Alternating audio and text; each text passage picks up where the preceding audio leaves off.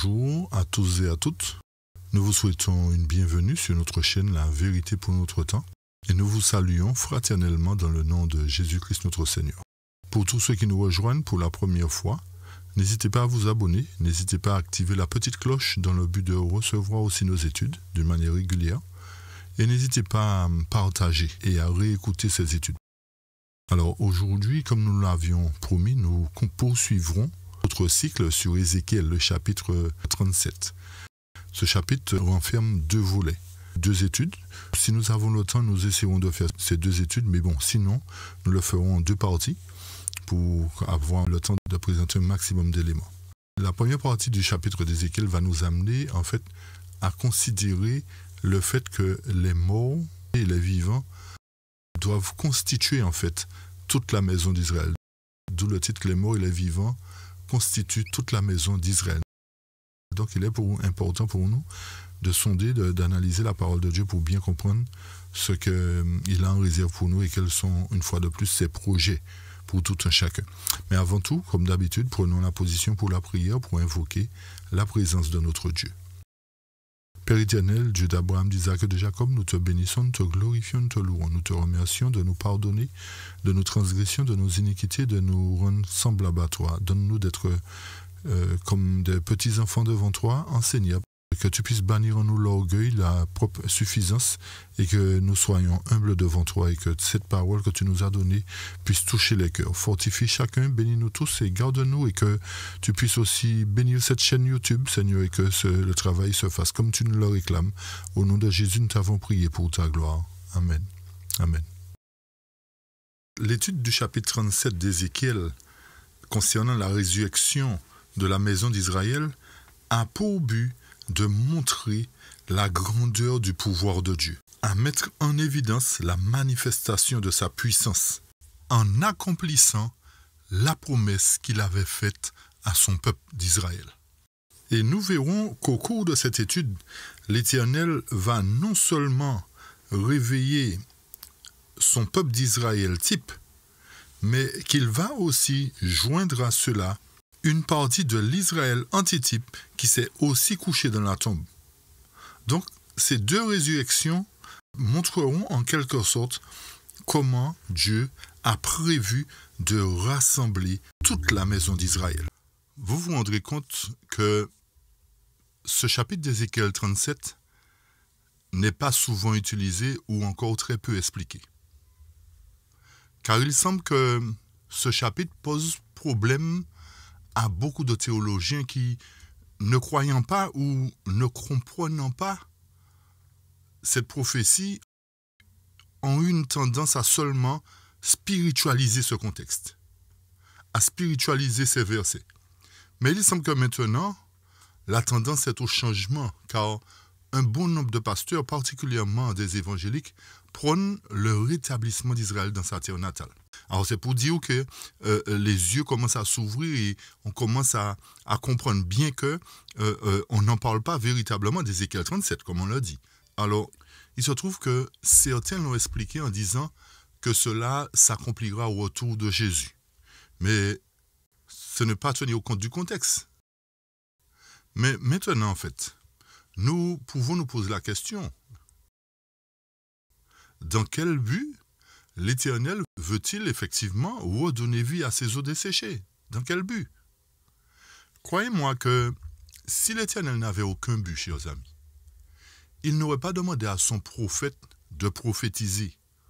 Ou si encore, il voulait seulement que nous le considérions spirituellement, il n'aurait certainement pas donné tous ces détails-là. Vous nous suivez? Donc c'est pour vous dire, en général, toute prophétie doit pouvoir trouver son accomplissement. Le chapitre 37 étant une prophétie, nous allons le considérer comme tel. Pour cela, nous allons d'abord lire Habakkuk, chapitre 2, versets 2 et 3. L'Éternel m'a répondu et m'a dit, « Écris la vision et mets-la sur des tables afin que celui qui la lira puisse courir. Car la vision est encore pour un temps déterminé, mais à la fin elle parlera et ne mentira pas. Si elle tarde, attends-la, car elle viendra, elle ne tardera pas. » Qu'est-ce que la vision de Dieu pour nous, chers amis? La vision de Dieu se résume dans le fait qu'il doit rétablir son peuple, qu'il doit rassembler ses élus des quatre coins de la terre. En d'autres termes, il doit accomplir ses promesses. Par conséquent, sa vision, son projet, son plan est pour un temps déterminé, pas pour un temps indéterminé, pour un temps déterminé. Mais le texte nous confirme qu'à la fin, lorsque la vision de Dieu se réalisera, elle parlera, c'est-à-dire elle montrera que Dieu a accompli ce qu'il a dit. C'est pour cette raison que la suite nous dit « et ne mentira pas ». Donc, le texte nous dit là que la vision de Dieu, le projet de Dieu peut sembler tarder. Mais il nous dit de l'attendre. Ça voudrait dire quoi? Que nous devons veiller. Que nous devons veiller pour ne pas être surpris comme les vierges folles. Pour quelle raison? Car la vision viendra, le plan de Dieu s'accomplira, elle ne tardera pas. Donc, chers amis, à travers Ézéchiel, à travers Isaïe, à travers tous les prophètes, nous voyons que l'Éternel nous donne son projet, son plan, nous permet de comprendre sa vision. Par conséquent, lorsque nous touchons Ézéchiel 37, l'Éternel nous permet de comprendre une partie de la vision concernant la résurrection de son peuple d'Israël. Alors, c'est vrai que beaucoup de paroles dans la Bible peuvent nous sembler mystérieuses, peuvent nous sembler improbables. Mais nous savons que notre Dieu n'est pas un Dieu pour mentir et que ce qu'il a dit s'accomplira. Par conséquent, ceci nous amène à considérer aussi notre degré de foi en la parole de Dieu. Avons-nous réellement la foi pour croire que l'Éternel va mettre à exécution tout ce qu'il a dit dans sa parole?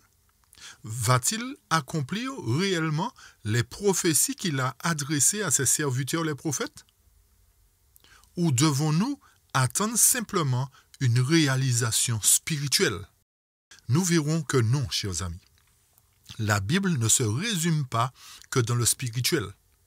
Il y a des faits nets et précis qui doivent prendre place dans la suite des temps. Et c'est pour cette raison que notre foi doit être exercée maintenant à travers la parole de Dieu. Pour que lorsque les temps difficiles arriveront, que notre foi ne défaille point.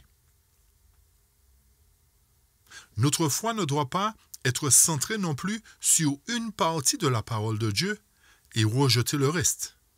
Et malheureusement, il est bien dommage que c'est effectivement ce qui se produit. Nous avons foi que Jésus reviendra sur les nuées des cieux, mais nous n'avons pas foi que l'Éternel peut provoquer un second exode. Nous n'avons pas foi que Dieu peut réunir les 12 tribus qui sont jusqu'à aujourd'hui dispersées à travers le monde. Alors, en définitive, ceci nous montre que nous n'avons pas la foi. Donc, la foi est pour ceux qui croient, chers amis. La foi est pour ceux qui croient. Ceux qui croient que le projet de Dieu, à travers tout ce qu'il a donné à ses serviteurs les prophètes, doit trouver son accomplissement. Donc, Habakkuk nous dit que la vision doit s'accomplir. Elle ne mentira pas, chers amis. Quelle est cette vision? Quelle est cette partie de la vision qui doit s'accomplir?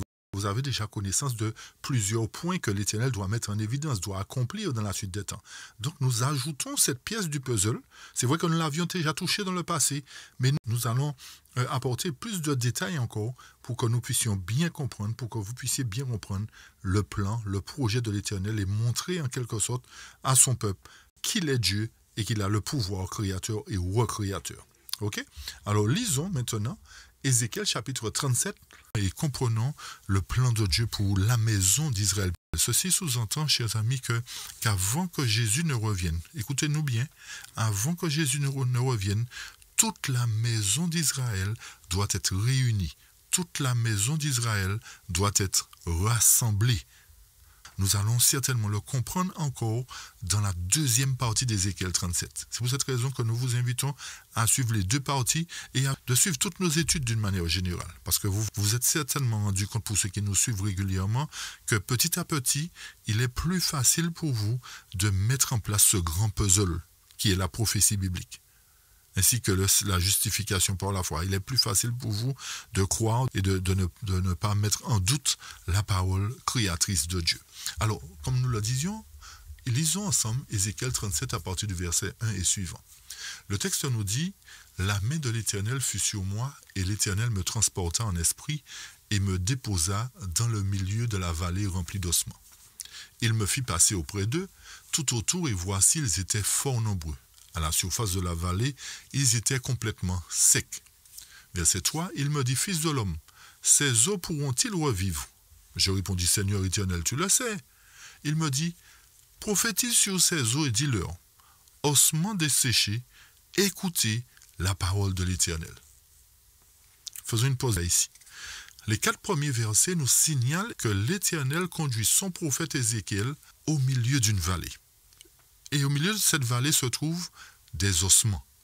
Ces ossements étaient fort nombreux, mais ils étaient aussi complètement secs. Et l'Éternel pose la question à son serviteur Ézéchiel, « Penses-tu que ces eaux peuvent revivre? Ou encore, penses-tu que j'ai le pouvoir de rétablir ces eaux-là, les ressouder, leur redonner la vie? » C'est en quelque sorte la question que l'Éternel pose à Ézéchiel. « Penses-tu que je suis capable de réaliser cela ?» Mais les prophètes lui répondent et disent, « Mais Seigneur, toi seul le sais. Donc, en conséquence, toi seul es capable de réaliser cela. » Et il me dit, donc l'Éternel dit à Ézéchiel au verset 4, « Prophétise sur ces eaux. » Donc l'Éternel donne le pouvoir à Ézéchiel de parler à ces eaux.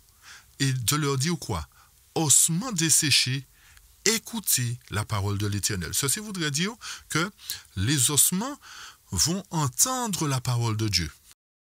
Et le verset 5 nous dit, « Ainsi parle le Seigneur l'Éternel à ses eaux. » Donc Ézéchiel se fait la voix de Dieu, se fait l'interprète de Dieu, puisqu'il dit au verset 5, « Ainsi parle qui? Non pas Ézéchiel, mais le Seigneur l'Éternel à qui? À ses eaux. Voici, je vais faire entrer en vous un esprit et vous vivrez. » L'Éternel nous fait comprendre ici, chers amis, que cet esprit est l'esprit de vie, l'esprit qui redonne la vie à tout un chacun. C'est pour cette raison qu'au départ, nous avons dit que ce sujet a 2 connotations. Une connotation spirituelle et aussi une connotation réelle, bien physique. Effectivement, l'Éternel est capable de rétablir toute âme qui est morte spirituellement. Il est capable de rétablir. Alors donc, nous devons considérer aussi la partie spirituelle. Mais nous ne devons pas seulement considérer la partie spirituelle comme le font beaucoup d'entre nous et ne pas considérer la partie réelle, la partie où la parole de Dieu a le pouvoir de donner vie. Donc le verset 5 nous dit, « Je vais faire entrer un esprit en vous et vous vivrez. » Par conséquent, l'Éternel seul est capable de donner la vie, chers amis. Aucun homme sur terre n'est en mesure de donner la vie, sauf si Dieu lui confère ce don de ressusciter les morts, comme par exemple l'avait fait Pierre, comme certains exemples dans la Bible.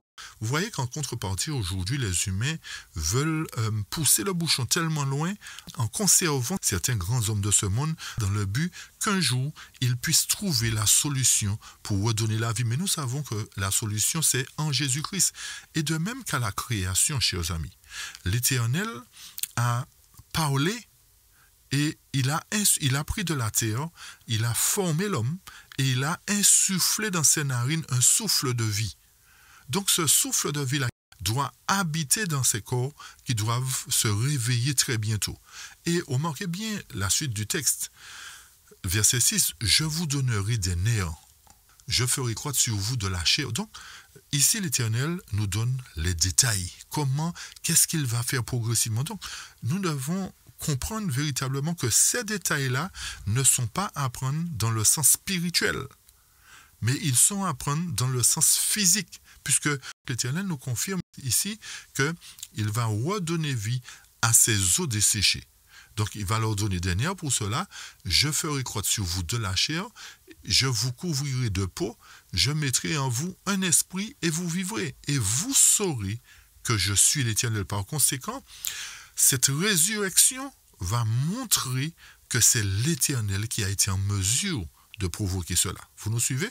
Aucun homme ne va tirer de gloire par rapport à cela, mais c'est l'Éternel qui manifestera sa gloire et Israël saura que c'est l'Éternel qui l'a fait, au verset 6. Ok? Donc peut-être que ça peut paraître mystérieux, peut-être que nous pouvons remettre en doute, mais notez, chers amis, qu'il ne s'agit pas ici de théologie. La théologie, comme nous le disons, ne nous amène pas à cultiver la foi. Ok? Tandis que la parole de Dieu, la mine d'or de la parole de Dieu, la prophétie nous amène à cultiver cette foi-là. Lorsque nous poursuivons au verset 7, le texte nous dit « Je prophétisais selon l'ordre que j'avais reçu ». Donc Ézéchiel confirme qu'il a suivi les recommandations de l'Éternel et qu'il a prophétisé. Donc il a annoncé à ses os qu'ils vont revivre. Vous nous suivez? La prophétie doit trouver son accomplissement. Donc Ézéchiel a prophétisé dans le but qu'un jour, cette parole puisse trouver son accomplissement. Ok? Et comme je prophétisais, la suite du verset 7 nous dit, il y eut un bruit, et voici, il se fit un mouvement, et les os s'approchèrent les uns des autres. Verset 8, je regardai, et voici, il leur vint des nerfs, la chair crut, et la peau les couvrit par-dessus, mais il n'y avait point en eux d'esprit. Alors donc, Ézéchiel voit jusque-là que la prophétie trouve son accomplissement. Le fait que l'Éternel ait dit à Ézéchiel, prophétise sur eux et moi j'agirai. Donc Ézéchiel a prophétisé, il a annoncé ce que ferait le pouvoir de la parole de Dieu. Il a simplement dit, préparez-vous à cela. Si la prophétie tarde, elle s'accomplira certainement. Elle ne mentira pas. Car la vision est pour un temps déterminé. Nous savons qu'il y a plusieurs prophéties qui doivent s'accomplir, entre autres celle-là. D'accord? C'est pour cette raison que nous avions présenté lors d'une étude sur les 4 résurrections, nous avons inclus cette prophétie d'Ézéchiel 37, mais aujourd'hui nous entrons dans plus de détails pour nous apporter un peu plus d'explications et pour nous amener justement à cultiver cette foi dans la parole de Dieu. Ok? C'est le but en fait, de cultiver la foi, d'avoir la confiance que la parole de Dieu a le pouvoir de créer, le pouvoir de donner la vie.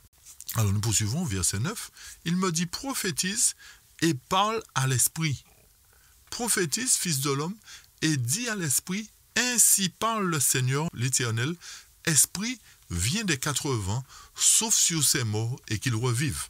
Donc l'Éternel nous confirme encore, chers amis, qu'il donne le pouvoir en quelque sorte à Ézéchiel d'annoncer tout ce qu'il fera. Notez bien que ce n'est pas Ézéchiel qui réalise la prophétie, mais il annonce simplement ce qui va arriver. Donc, il dit à Ézéchiel de parler à l'esprit. Et remarquez bien, il dit à l'esprit que c'est l'Éternel qui a ordonné cela. Vous comprenez bien?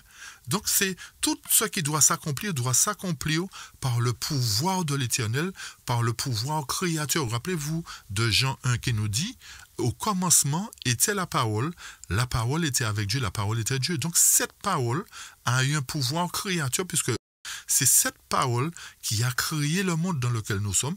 C'est cette parole qui a donné la vie à nos premiers parents, qui a parlé, la nature a pris naissance, etc. Et ceci va nous permettre de comprendre aussi Ézéchiel 36 que nous ferons par la suite.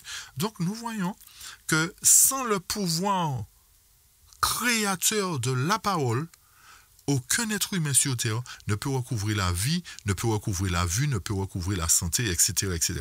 Et si nous croyons que l'Éternel a le pouvoir de ressusciter les morts à son retour, à son apparition, selon Apocalypse 1, selon Thessaloniciens, pourquoi n'avons-nous pas confiance, pourquoi ne croyons-nous pas que selon Ézéchiel 37, il peut ressusciter la maison d'Israël? Donc au verset 10, il dit, je prophétisais selon quoi? Selon l'ordre qu'il m'avait donné. Le il, c'est qui? C'est la parole. Autrement dit, c'est l'Éternel. Et l'Esprit entra en eux. Et ils reprirent vie et se tinrent sur leurs pieds. C'était quoi? Une armée nombreuse, très nombreuse. Au verset 11 et suivant, le texte nous dit, il me dit, fils de l'homme. Ces os, c'est qui? Et c'est là que nous avons la confirmation de qui il s'agit. Ces os, c'est qui? Toute la maison d'Israël, chers amis. Comprenez bien que ces eaux ne représentent pas tous les morts depuis Adam, mais représentent toute la maison d'Israël. Rappelez-vous que le nom Israël a été donné à Jacob après sa conversion, lorsqu'il s'est battu avec l'Éternel et qu'il a remporté la victoire. C'est à ce moment-là que son nom de pécheur, son nom de trompeur a été changé en Israël. Donc, le terme Israël prend naissance à partir de Jacob. Donc, lorsque l'Éternel nous dit que ces eaux qui vont reprendre vie représentent la maison d'Israël, nous devons comprendre par là un point important, chers amis. C'est qu'avant que Jésus ne revienne, il doit rétablir toute sa maison qui est la maison d'Israël. Pour quelle raison Israël? Pourquoi pas les autres, Adam, etc. Il va rétablir Adam, il va rétablir Ève, il va rétablir Noé, il va rétablir tous ces gens. Mais il parle particulièrement de la maison d'Israël. Pour quelle raison? Parce que Israël, chers amis, selon l'histoire biblique, avait été choisi pour être dépositaire de la loi de Dieu, pour représenter Christ dans le monde. Par conséquent, cet Israël-là devait être la lumière du monde durant tout son parcours terrestre. Malheureusement, il y a eu des événements qui se sont produits qui fait que Israël, dans le type, n'a pas pu accomplir cette prophétie. Ok? Ça, c'est un fait. Mais notez le point le plus important. Et nous allons vous demander une fois de plus, chers amis, d'ouvrir le parachute de votre intelligence pour bien comprendre ce point très important. Remontons un peu dans l'histoire, dans Genèse 28 premièrement. Avant même que Jacob ne fût appelé Israël. Rappelez-vous, au verset 15, ce que le texte nous disait. Genèse 28, verset 15. « Voici, je suis avec toi, je te garderai partout où tu iras. » Et écoutez bien, chers amis. « Et je te ramènerai dans ce pays, car je ne t'abandonnerai point, que je n'ai exécuté ce que je te dis. » Ici, l'Éternel nous signale qu'il a fait une promesse à Jacob bien avant qu'il soit appelé Israël, bien avant qu'il ait des enfants. Il a fait cette promesse à Jacob de le ramener dans ce pays. C'est-à-dire quel pays? Canaan. Et l'Éternel confirme à Jacob qu'il exécutera ce qu'il a dit. Autrement, l'Éternel dit que ma promesse va trouver son accomplissement. Et qu'est-ce qui nous permet de dire cela encore, chers amis? Lorsque nous allons dans Nombre 23, Nombre 23 nous dit « Dieu n'est point un homme pour mentir, ni fils d'un homme pour se repentir. Ce qu'il a dit, ne le fera-t-il pas? Ce qu'il a déclaré, ne l'exécutera-t-il pas? » Encore une fois, lorsque l'Éternel fait une promesse, il tient à sa parole. Et il a fait la promesse à Jacob de le ramener dans son pays. Souvent, nous faisons des promesses que nous ne tenons pas. Mais l'Éternel, qui est Dieu, nous montre que la promesse qu'il avait faite à Abraham, qu'il avait faite à Isaac, qu'il avait faite à Jacob, va se réaliser parce qu'il n'est pas un homme pour mentir. Et encore, allons maintenant dans Genèse chapitre 35. Genèse chapitre 35, versets 10 à 12. Que nous dit le texte? Dieu lui dit, là nous avançons un peu plus dans le temps, au moment où Jacob revenait vers son frère Ésaü. Ça c'est à ce moment-là qu'il a été appelé Israël. Alors lisons attentivement et comprenons bien. Dieu lui dit, ton nom est Jacob. Tu ne seras plus appelé Jacob, mais ton nom sera Israël, et il lui donna le nom d'Israël. Ok? J'espère que tout cela est clair. Poursuivons. Écoutez encore la promesse. C'est là que c'est très important pour nous de comprendre, chers amis, que les promesses de l'Ancien Testament doivent trouver leur accomplissement. Et c'est une partie de cette promesse que nous trouvons dans Ézéchiel 37. Écoutez bien verset 12. je te donnerai le pays que j'ai donné à Abraham et à Isaac, et je donnerai ce pays à ta postérité après toi. N'est-ce pas une promesse, chers amis? L'Éternel est-il un homme pour mentir? Non, il a dit que sa parole s'exécutera. On avance encore. On va cette fois-ci dans Genèse 50, chers amis. Genèse 50.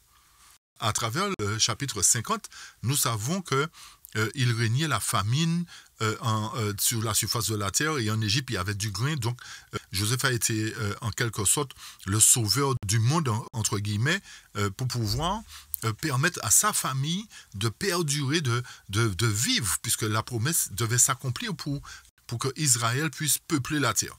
Donc, au verset 24 du chapitre 50, Joseph dit à ses frères, « Je vais mourir, mais Dieu vous visitera. » Et écoutez bien, chers amis, attentivement, écoutez bien, analysez bien la parole de Dieu. « Et il vous fera remonter de ce pays-ci, c'est-à-dire de l'Égypte, dans le pays qu'il a juré de donner à Abraham, à Isaac et à Jacob. » Encore une fois, la promesse. Mais l'Éternel va accomplir sa promesse, puisque sa parole ne ment pas. Il n'est pas un homme pour mentir. Et écoutez bien encore. Écoutez, chers amis. Joseph fit jurer les fils d'Israël, c'est-à-dire ses frères, en disant, Dieu vous visitera. Vous vous rappelez de l'alliance? Vous vous rappelez d'Habakkuk? Si la promesse tarde, elle arrivera certainement. Dieu vous visitera. Et vous ferez quoi, chers amis? Écoutez bien, analysez bien. Vous ferez remonter mes eaux loin d'ici. Joseph ne faisait-il pas partie d'Israël? N'était-il pas le descendant de Jacob? Jacob lui-même, lorsqu'il est mort, a demandé à Joseph et à ses fils de ramener ses eaux hors d'Égypte pour l'amener là où son peuple serait. Par conséquent, l'Éternel nous montre ici que ces hommes ont cru que l'Éternel allait les ressusciter, allait les ramener à la vie. C'est pour cette raison qu'ils ont demandé à chaque fois de ramener leurs eaux dans le lieu où se trouvait le peuple de Dieu.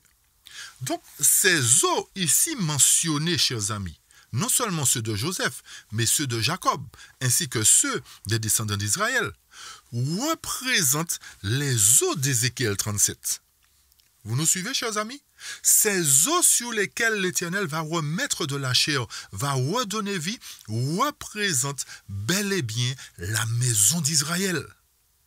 J'espère que ça devient plus clair pour chacun de nous, chers amis. Donc, ceci nous montre que cette parole d'Ézéchiel 37 va bel et bien trouver son accomplissement pour la maison de Dieu. Poursuivons dans Hébreux chapitre 11, versets 21 et 22 premièrement. C'est par la foi que Jacob, mourant, bénit les deux fils de Joseph et qu'il se prosterna appuyé sur le sommet de son bâton.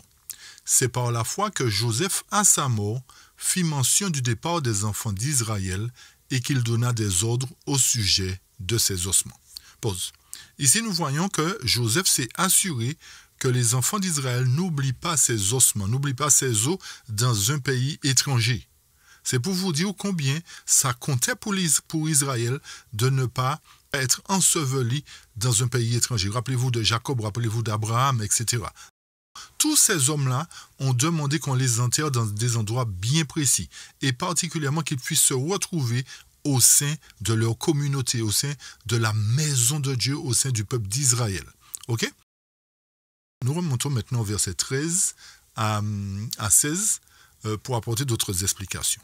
Ceux-ci sont tous morts dans la foi sans avoir reçu les promesses.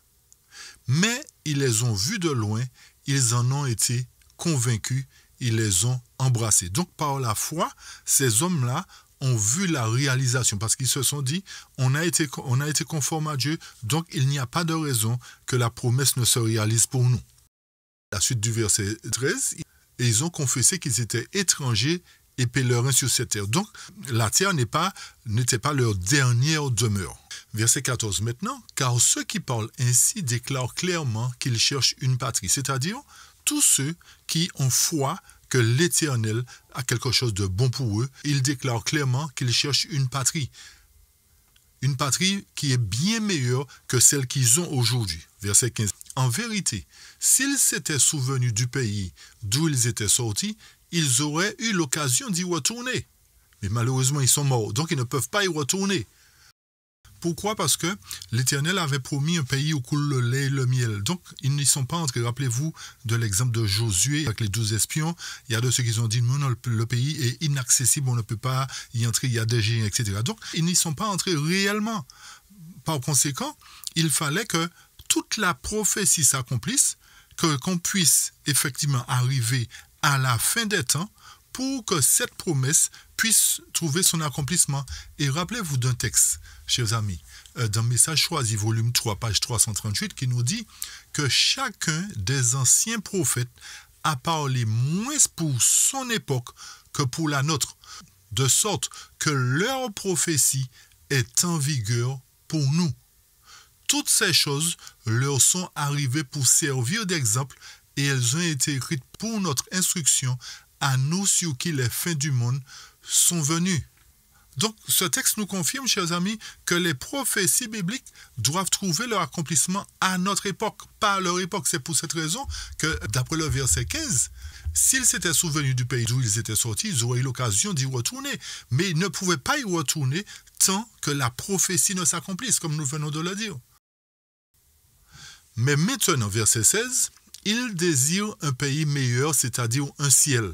C'est pourquoi Dieu n'a pas honte d'être appelé leur Dieu, car il leur a préparé une cité. Pause.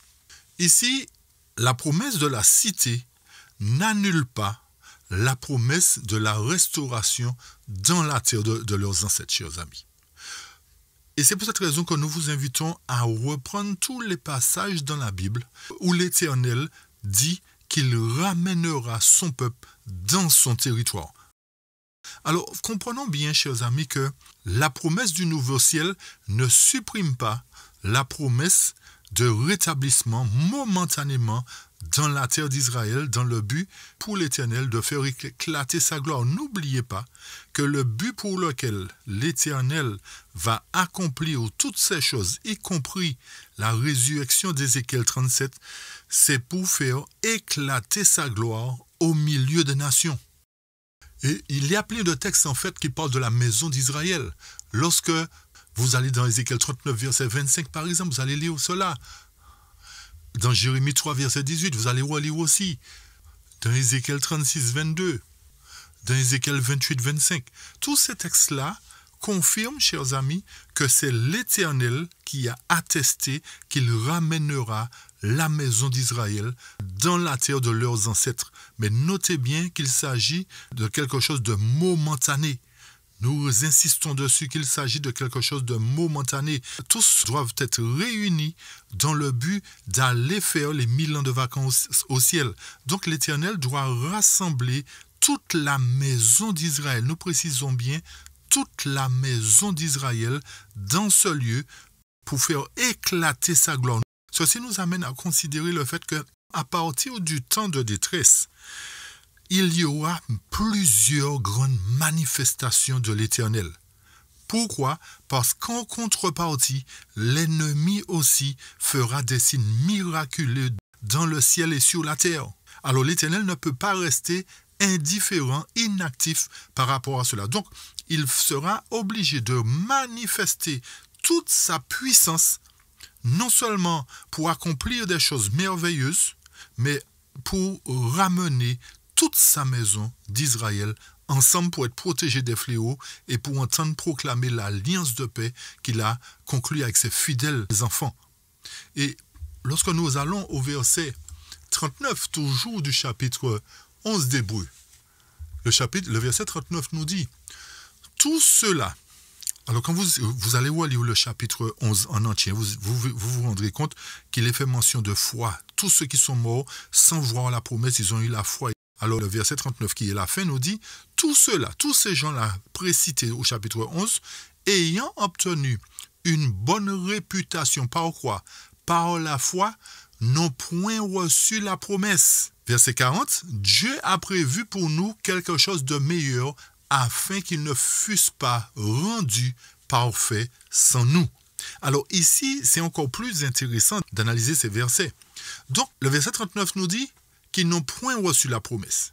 Et les versets que nous avons cités, Ézéchiel 36, etc., Ézéchiel 28, et tous ces versets que nous avons cités tout à l'heure, il y a d'autres aussi, que vous allez consulter, bien entendu, confirment que Dieu, malgré le fait que dans Hébreux, Paul nous dit que Dieu a préparé quelque chose de meilleur pour nous, l'Éternel dit, avant que tous puissent bénéficier de ce ciel-là, qui est meilleur pour nous, il doit rassembler son peuple. Peut-être que nous reprenons sous une autre forme, mais c'est pour que vous puissiez bien comprendre que la parole de Dieu ne se contredit pas, chers amis. Notez bien que la parole de Dieu ne se contredit pas. Donc, ne prenons pas un texte pour lui faire dire le contraire de tout ce que les autres textes disent. Et c'est ce que nous aimons à faire le plus souvent. Ne faisons pas cette démarche, chers amis. Observons la parole de l'Éternel comme elle est et remarquons à chaque fois quand c'est l'Éternel qui parle ou quand c'est un homme qui parle ou un prophète, peu importe. Donc, plus d'une fois, l'Éternel a dit que c'est lui qui va ramener. Si c'est au ciel directement qu'il va ramener, qui dit ramener, c'est qu'ils habitaient déjà là. D'accord? Personne n'a jamais habité au ciel. Donc, on ne peut pas être ramené au ciel. Vous nous suivez? On va être amené au ciel. On va être conduit au ciel. Mais il est plus logique d'être ramené là où on habitait. Donc, c'est pour cette raison que tous, effectivement, ont cru par la foi que l'Éternel avait fait une promesse. Donc, l'Éternel va accomplir sa promesse dans les derniers temps. Et c'est là des vérités qui nous ont été cachées. Qui nous ont été cachées pour nous focaliser sur un seul point et nous empêcher d'avoir la foi en ces promesses-là, chers amis. J'espère que jusqu'à ici, là, vous avez compris, en fait, que c'est l'Éternel qui a parlé. Et ce qui est important à comprendre et analyser dans ce chapitre 37 d'Ézéchiel, ou encore la question que nous devons nous poser, y a-t-il des symboles à déchiffrer dans ce chapitre? Lorsque l'Éternel veut nous signaler un point, un fait précis, lorsqu'il nous parle en parabole, il utilise des symboles, des allégories, etc. D'accord? Dans Ézéchiel 37, y a-t-il quoi que ce soit qui représente un symbole ou qui représente une allégorie? Non, rien du tout. Rien du tout. Lorsque nous allons dans Daniel, par exemple, il y a des symboles de bêtes. Les bêtes représentent des nations. Lorsque nous allons dans Apocalypse, il y a des symboles aussi que nous devons déchiffrer. Mais, tandis que dans Ézéchiel 37, il n'y a aucun symbole à déchiffrer. Par conséquent, nous devons prendre le texte dans le sens littéral.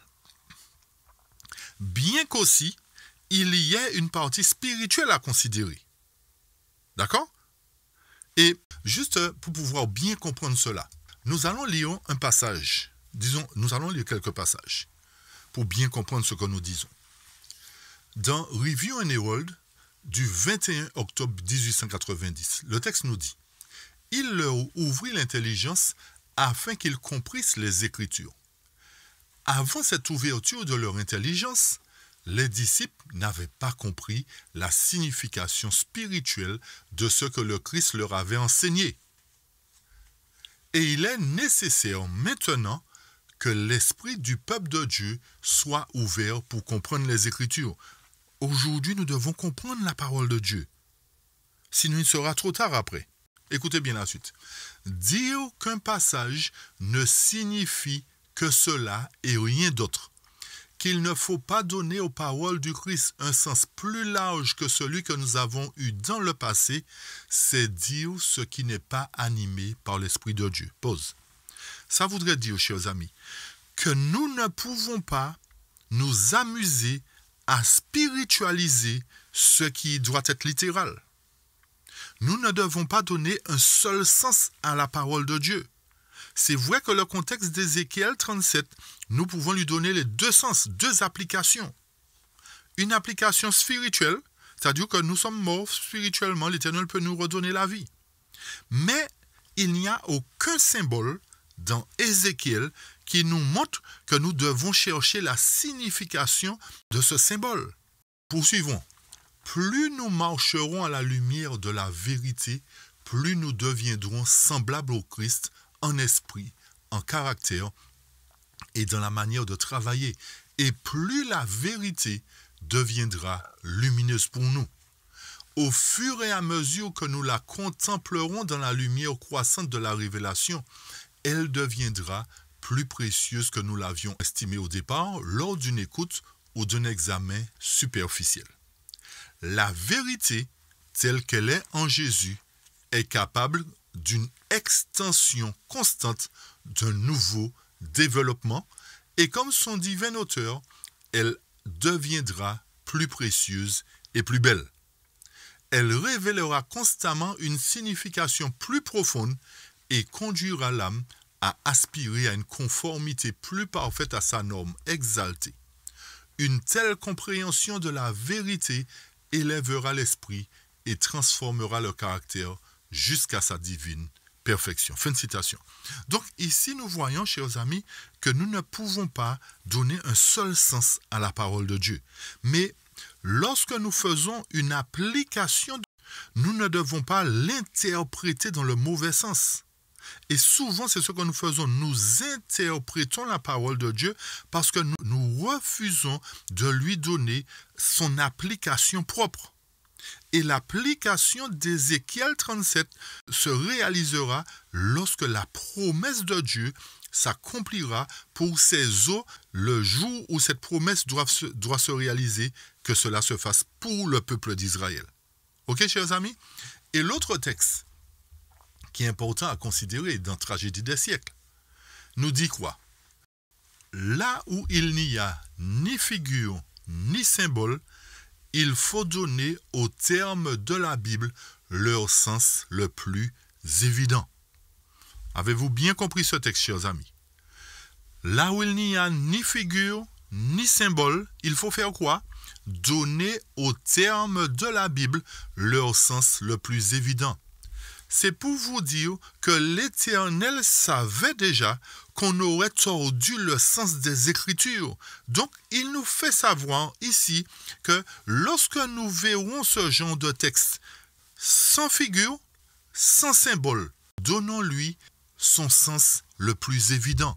Par conséquent, Ézéchiel 37, n'ayant ni figure ni symbole, doit trouver son accomplissement le plus évident. Son accomplissement littéral. Et rappelez-vous, pour quelle raison? Parce que l'Éternel a fait une promesse de rétablir ces eaux-là. Il a fait une promesse à la maison d'Israël de les ramener dans leur pays. Et nous allons le confirmer dans Ézéchiel 37 encore. Ok? Par conséquent, chers amis, l'Éternel va réaliser cela avant son retour.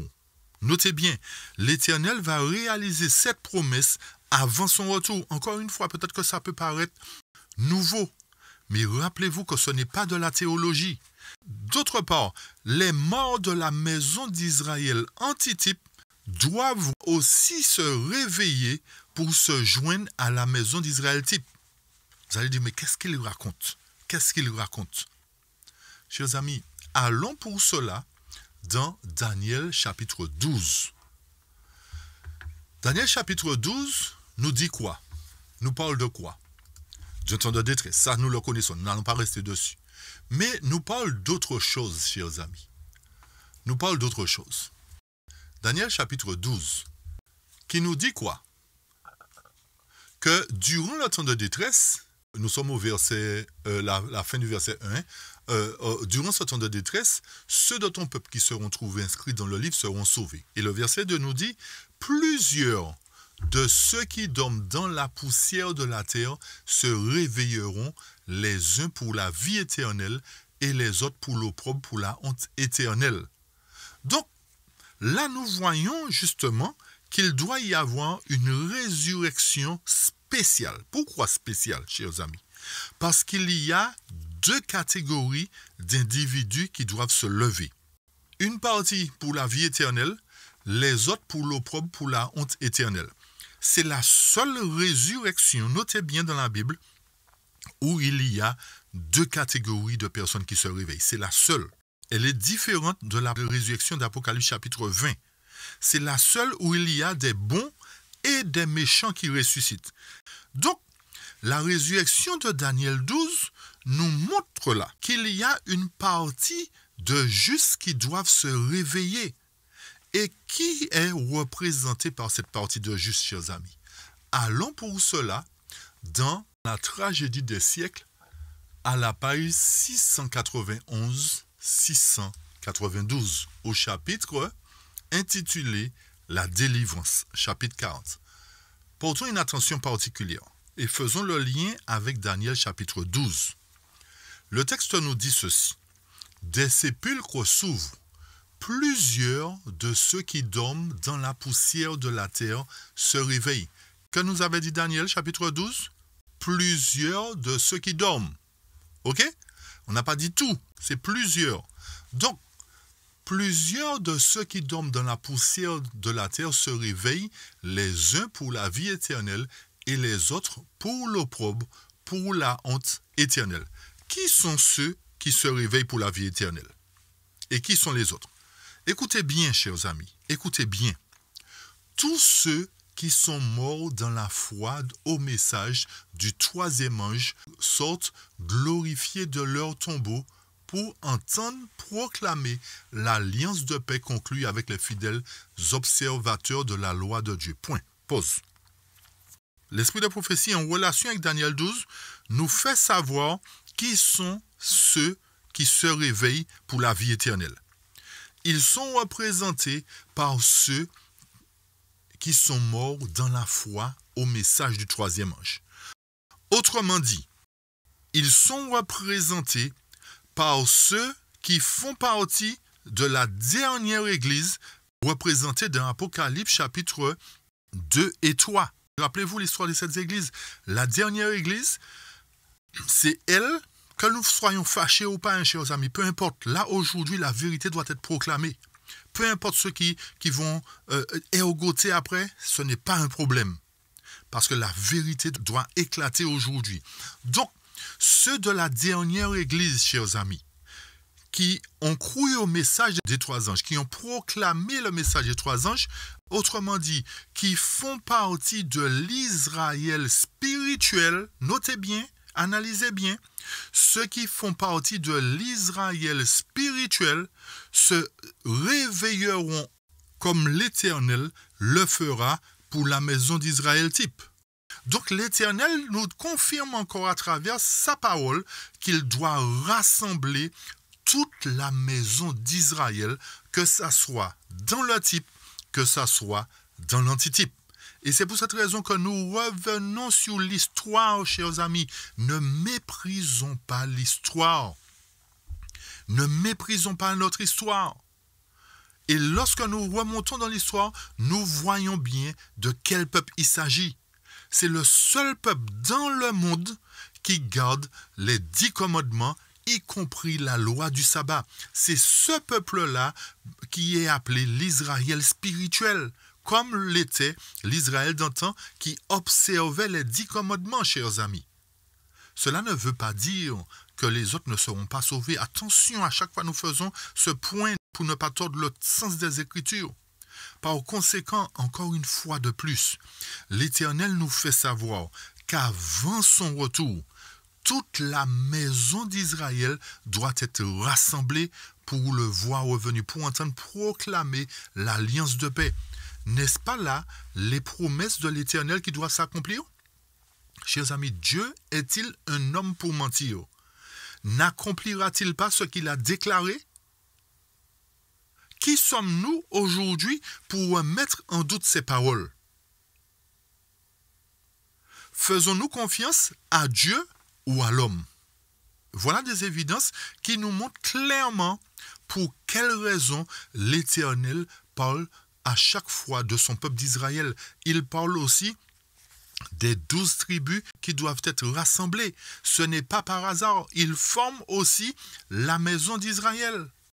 Alors, évidence sur évidence nous montre que cette parole prophétique d'Ézéchiel 37, ainsi que la parole prophétique de Daniel chapitre 12, doivent trouver leur accomplissement avant que Jésus ne revienne.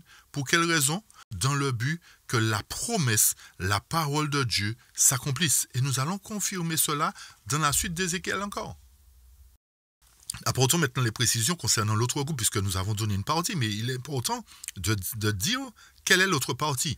Alors, pour bien comprendre, on reprend légèrement plus haut. Tous ceux qui sont morts dans la foi au message du troisième ange sortent glorifiés de leur tombeau pour entendre proclamer l'alliance de paix conclue avec les fidèles observateurs de la loi de Dieu. D'autre part, dans le même temps de cette résurrection-là, il y a des bons fruits qui sortent, mais d'autre part, ceux qui l'ont percé, qui se sont moqués du Sauveur agonisant, ainsi que les ennemis les plus acharnés de la vérité de son peuple, ressuscitent aussi pour contempler sa gloire et les honneurs conférés aux fidèles. Donc, l'Éternel nous montre bien qu'avant son retour, il y a beaucoup d'événements qui doivent prendre place. On nous a fait miroiter simplement une partie des événements qui doivent prendre place et on nous a focalisé, on a concentré notre attention sur la papauté, sur l'image, la marque de la bête et sur le retour de Jésus. Alors que ces prophéties, ces promesses de l'Éternel doivent trouver leur accomplissement. Donc, nous sommes en train, en majorité, de faire de ce Dieu que nous servons un Dieu menteur, un Dieu incapable d'accomplir ses promesses. En agissant ainsi, nous blasphémons contre Dieu et nous devenons des infidèles. Et aucun infidèle ne rentrera dans le royaume des cieux. Donc, aujourd'hui, chers amis, nous devons revoir notre copie. Nous devons revoir notre Bible, analyser et prenez un temps de réflexion. Rentrez en vous-même, revoyez toutes les promesses de Dieu, toutes les promesses de rétablissement que Dieu a présentées dans sa parole pour son peuple. Revoyez tout cela et dites-nous si l'Éternel est un homme pour mentir, si l'Éternel ne va pas accomplir ce qu'il a dit. Donc, nous voyons que nous avons une fois de plus beaucoup à désapprendre et encore 2 fois plus à réapprendre. Parce qu'en rejetant une partie de la parole de Dieu, nous nous rendons coupables de toute sa parole. Et encore pour confirmer ce que nous disons, rappelez-vous d'Apocalypse chapitre 1, verset 7, qui nous dit « Voici, il vient avec les nuées, et tout œil le verra, même ceux qui l'ont percé. » Alors, si ceux qui l'ont percé doivent le voir venir, ça voudrait dire que ces gens-là ont vécu à l'époque où ils ont percé Jésus. Et s'ils le voient, c'est qu'ils doivent ressusciter avant. Donc, voilà encore des évidences. Et cela nous montre que nous lisons la Bible, mais nous ne comprenons pas ce que nous lisons. Pour quelle raison? Parce que nous avons rejeté le message de l'autre ange. Et c'est la raison pour laquelle nous sommes dans cette ignorance. Il nous suffit de l'accepter et nos yeux vont s'ouvrir, chers amis. Le temps est arrivé pour ne laisser personne prendre votre droit d'aînesse. Le temps est arrivé pour que personne ne fasse de vous des perdus, mais que la parole fasse de vous, de nous, des sauvés. Notre confiance doit aller en la parole de Dieu, pas en l'homme. Nous poursuivons notre étude pour terminer, pour arriver vers la fin. Donc, au verset 11, l'Éternel nous dit encore, il confirme que ces eaux, c'est toute la maison d'Israël. Voici, ils disent, nos eaux sont desséchées, notre espérance est détruite, nous sommes perdus. Au verset 12, le texte dit, prophétise donc et dis-leur, ainsi parle le Seigneur l'Éternel. Encore une fois, c'est l'Éternel qui parle à Ézéchiel, son prophète. Il dit quoi? Voici, j'ouvrirai vos sépulcres. Je vous ferai sortir de vos sépulcres, ô mon peuple, et je vous ramènerai dans le pays d'Israël. Voilà, chers amis, la promesse que l'Éternel doit accomplir. Et c'est pour cette raison que l'étude sur la maison d'Israël doit être très bien comprise.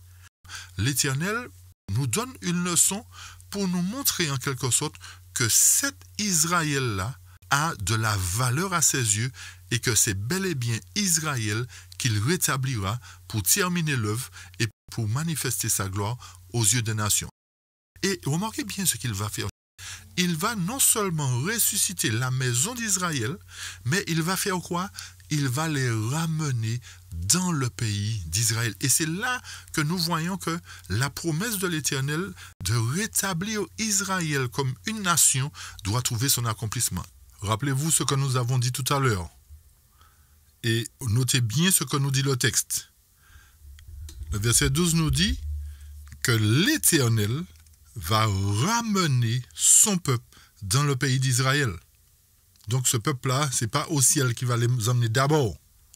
Il les ramène. Ceci veut dire qu'ils habitaient déjà dans le pays. Ensuite, ils iront au ciel. Tous nous irons au ciel, ceux qui seront sauvés. Peut-être que ça peut paraître nouveau, comme le disons, mais il nous faut étudier toute la parole de Dieu, pas une partie, pour bien comprendre cela. Chers amis, le jour vient où nous verrons qui sont ceux qui ont la foi. Parce que rappelez-vous que la parole de Dieu nous dit que lorsque le Fils de l'homme viendra, trouvera-t-il de la foi? Trouvera-t-il quoi?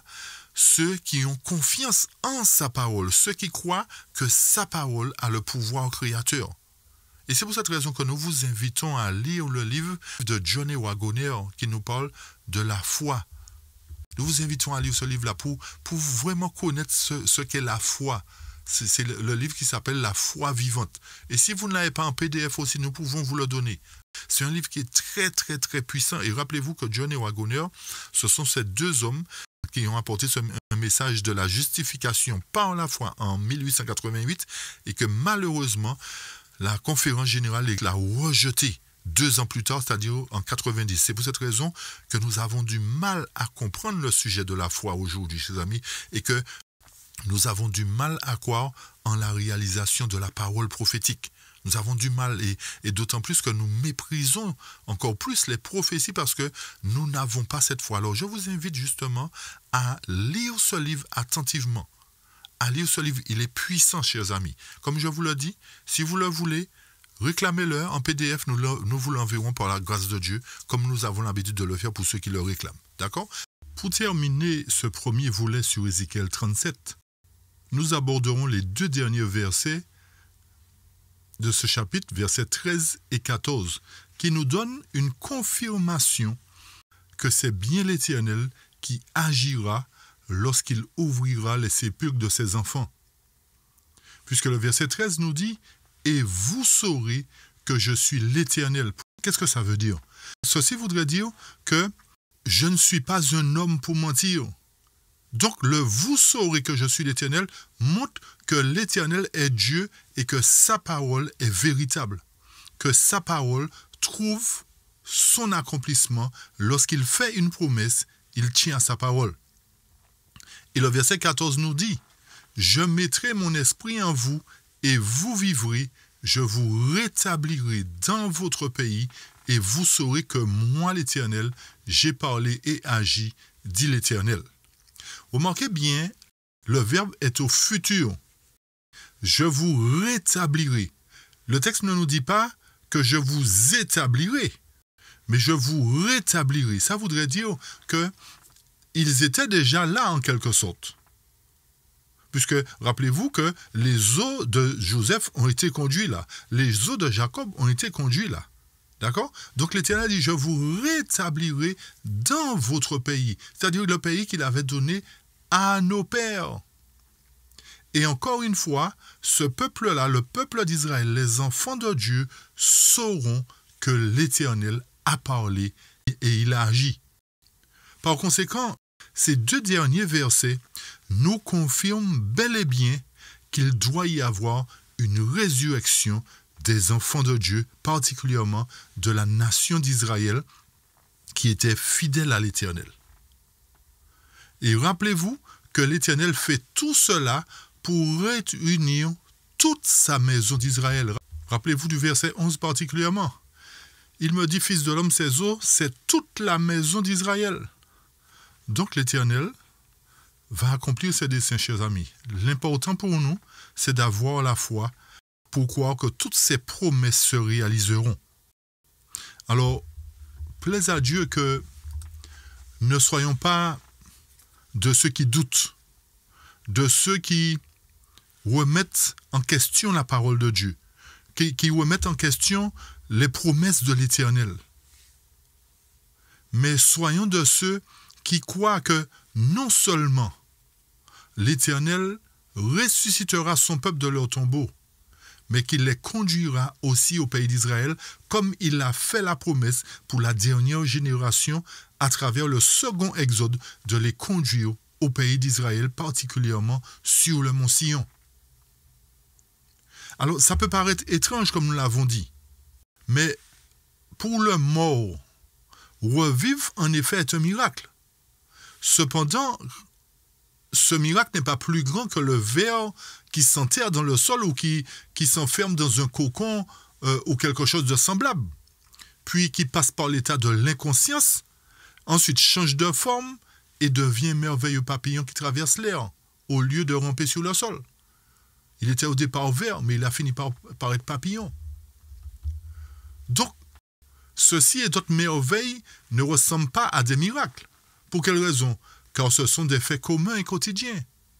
Si au commencement, Dieu a pu créer la terre à partir du néant, il peut aussi recréer l'homme plus facilement qu'à la Genèse, puisque pour ce faire, il possède au moins les os de l'homme, ainsi que sa connaissance intellectuelle du bien et du mal.